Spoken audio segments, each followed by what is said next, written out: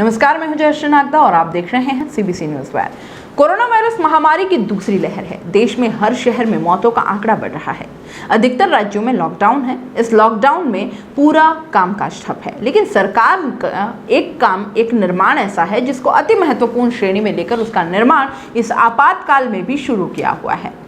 पर्यावरणविदों के विरोध के बीच नरेंद्र मोदी सरकार की अति महत्वाकांक्षी सेंट्रल विस्टा पुनर्विकास परियोजना का निर्माण कार्य दिल्ली में पूरे जोरों शोरों पर है। विपक्षी दल भी मोदी सरकार के इस अहम प्रोजेक्ट का विरोध कर रहे हैं और आरोप लगा रहे हैं कि कोविड काल में जहां लोगों को इलाज मुहैया नहीं हो पा रहा, वहां पीएम मोदी अपने लिए आलीशान आवास बनाने पर आमादा है।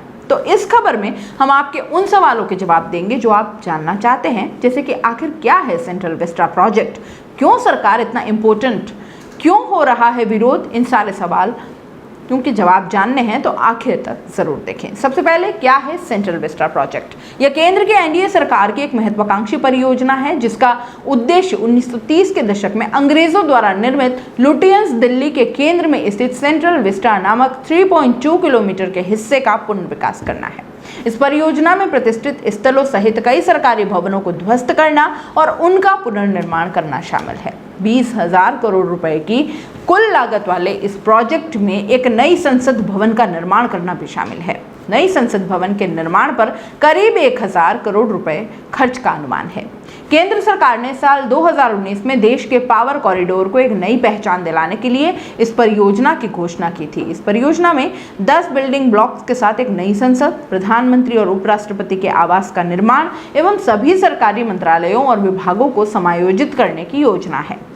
2024 तक इस प्रोजेक्ट के पूरा होने का अनुमान है। प्रोजेक्ट का निष्पादन केंद्रीय आवास और शहरी मामलों के मंत्रालय कर रहा है। प्रोजेक्ट की खासियत और अहम बातें ये हैं कि नई संसद भवन परिसर का आकार त्रिकोणीय होगा, जो कुल 64,500 वर्ग मीटर में फैला होगा। यह मौजूदा संसद भवन से काफी बड़ा होगा। इसमें 1,224 संसद सदस्यों का दफ्तर हो सकता है। नई संसद भवन सेंट्रल विस्टा प्रोजेक्ट के डिजाइन का मुख्य आधार होगा। नई बिल्डिंग में लोकसभा में 888 सांसद और राज्यसभा में 384 सांसदों के बैठने की व्यवस्था होगी। फिलहाल लोकसभा में 545 और राज्यसभा में 245 सांसद हैं। नई बिल्डिंग में अधिक सांसदों के बैठने की व्यवस्था करने का मकसद भविष्य में सांसदों की संख्या बढ़ाना भी हो सकता है। नई संसद भवन 2022 तक बन जाने का अनुमान है। सेंट्रल विस्टा प्रोजेक्ट का विरोध क्यों हो रहा है? कोविड-19 महामारी की दूसरी लहर के बीच सेंट्रल विस्टा प्रोजेक्ट के लिए मोदी सरकार ने मार्च में 20,000 करोड़ रुपए आवंटित किए थे। अप्रैल में देश में कोरोना वायरस ने विकराल रूप ले लिया।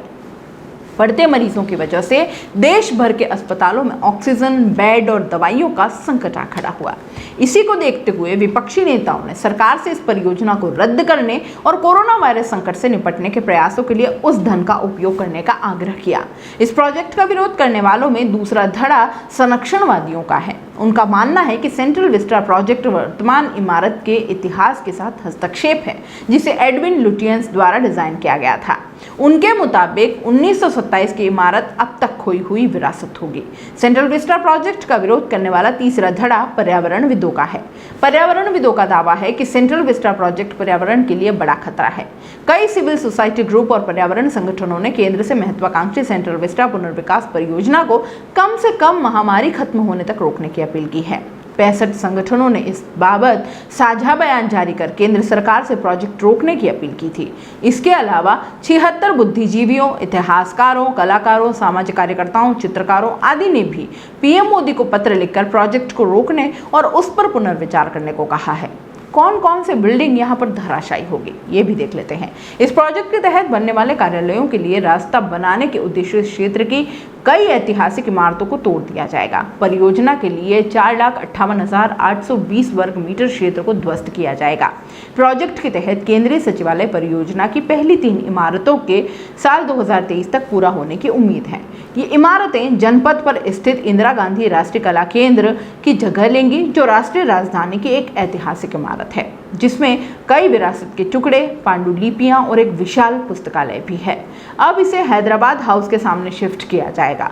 पूर्व प्रधानमंत्री राजीव गांधी ने 1985 में INGCA का उद्घाटन किया था। INGCA अकेली बिल्डिंग नहीं जो धराशायी होगी। इसके अलावा शास्त्री भवन, कृषि भवन, विज्ञान भवन, उपराष्ट्रपति निवास, नेशनल म्यूजियम, जवाहरलाल नेहरू भवन, निर्माण भवन, उद्योग भवन, रक्षा भवन, एनेक्सी बिल्डिंग और PM आवास, लोक कल्याण मार्ग समेत 12 ऐतिहासिक इमारतें ध्वस्त कर दी जाएंगी।